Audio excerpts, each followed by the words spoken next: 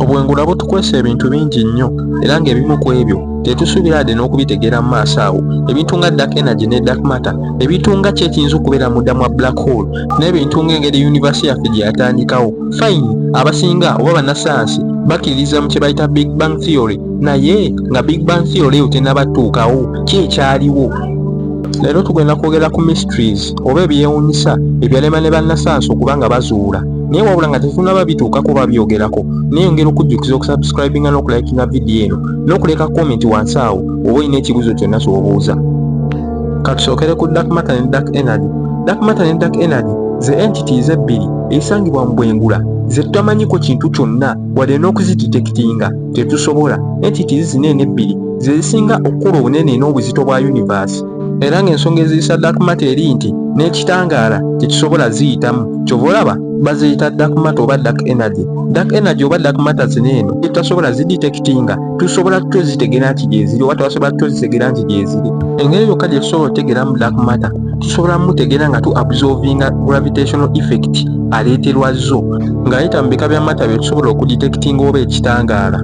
Onjogere ennyangu oba mutegeere ennyangu, engeri yokka gye basobola okudetectinga mu dark matter ono bamudetectinga nga bayita mu gravitational effects aleeterwa zo. Kiringa w'obeera ng'oyagala kudetectinga muliro naye nga tetulina ngeri gy'ogulabamu, naye ng'engeri yokka gy'osobola okudetectinga okumanya kyawe waliwo omuliro ng'olaba mukka, kuba of course ewabeera omukka omuliro gulina oba nga tegubulawo. Kankuwa example endala, kitwale nti dark matter gwe muliro era nga dark effect aleeterwa dark matter gwe mukka. Kati omukka ogwo oba dark effect oyo asaasaana mu universe yonna okugyetooloola. Olw'ensonga nga wembagambye nti dark matter ne dark energy ze entities ebbiri ezikyasinza okuba ennyingi era ezikyasinza okuzitoola universe yaffe eno. Kati mu bufunze almost buli wamu dark matter ne dark energy weebiri. Kati engeri gye basobola obidetectingamu, gravitational effect aleeterwa dark matter ono asaasaanira mu universe yaffe yonna yonna, n'asaasaanira mu munyenye, n'asaasaanira ne mu galaxies. Yeyo engeri gye tusobola omudetectinga nga tusinziira ku bintu ebyo by'abeera asaasaanyiddemu.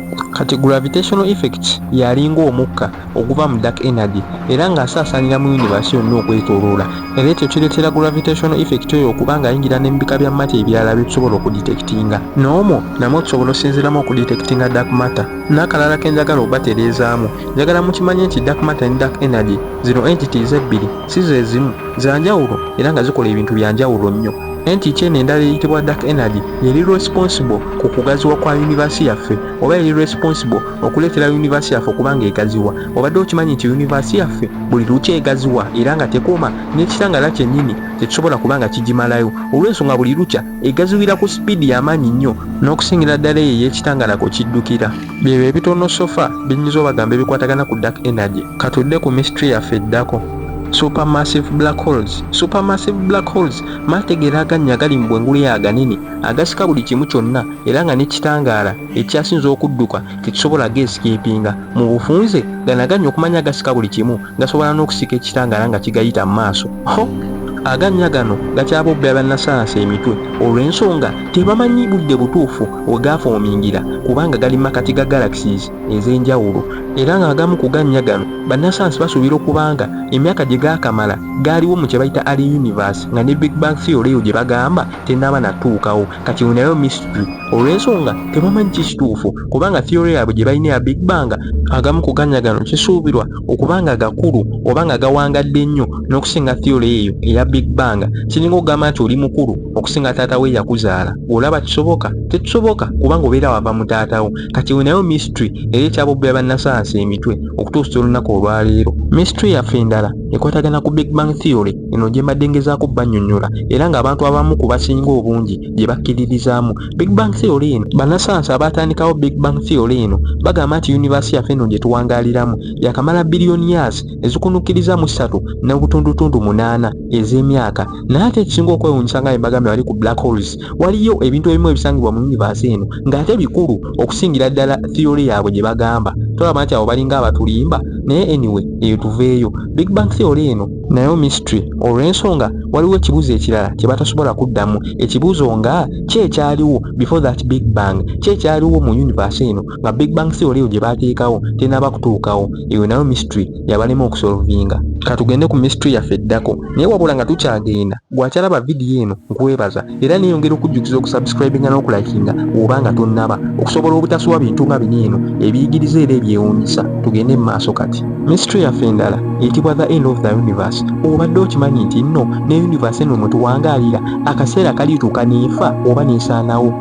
nga bwe nali nabagamba nti buli kimu kyonna ekisangibwa mu universe yaffe ne stars ne munyenye buli kimu kyonna ky'omanyi kijja tuuka ku nkomerero. ekyo kikulaga nti omutonzi gy'ali era nti w'amaanyi nnyo lwa nsonga bino byonna ye yabitonda era yabiinako obuyinza. ekyo nakyo kikyaba obba bannasayansi emitwe olw'ensonga bakyebuuza kisoboka kitya oba kijja kitya era nga balowooza oba nga basuubira nti universe yaffe eno ejja kuba efa oba ejja kuba esaanawo mu trillion years ezijja mu maaso awo ze bataayogera olw'ensonga nabo kyabasukka entegeera. era ekyo kireetera end of the universe okufuuka mystery eza universe eno yennyini mwe tuwangaalira. mystery yaffe endala eri nti visibility of galaxies. obadde okimanyi nti emyaka girituuka galaxies eziri ewala ennyo ne zituuka ekiseera nga ne wano ku nsi osobola oziraba ng'okozesa maaso go nga teweetaaga telescope kuziraba. olwakiri kye nabagambye nti universe egaziwa buli lukya era ng'ekireetera ekyo dark energy. dark energy eno engeri gy'egaziya universe yaffe kireetera galaxies ez'enjawulo ezituli ewala ennyo okuba nga zisembera okumpi okusobola okuba nga tuzirabira. naye singa okukwasa ennaku teri muntu n'omu kusaazi nene okufa abawuliriza alibaawo mukadde ako kusobola kuwitineesinga ekyo olw'ensonga n'abazzukulu b'abazzukulu baffe bajja baba baafa dda emyaka gijaba mingi nnyo mu maaso eyo. ze zimu ku mysteries entonotono zensobodde okuba nga mbawa ezikwatagana ku universe yaffe naye waliyo mysteries nnyingi nnyo ezimu ku zo zesogeddeeko wali eno naye wabula tujja batuzoogerako mu vidiyo yaffe enaabizeeko. okusobola okuzoogerako ngenda kusaba okomitinge ng'oteekamu ekigambo patch 2 njaba nkola vidiyo eyokubiri eyongera okunnyonnyola ebintu ebikwatagana mu universe ebya mystery tunegwako mu vidiyo enaabizeeko.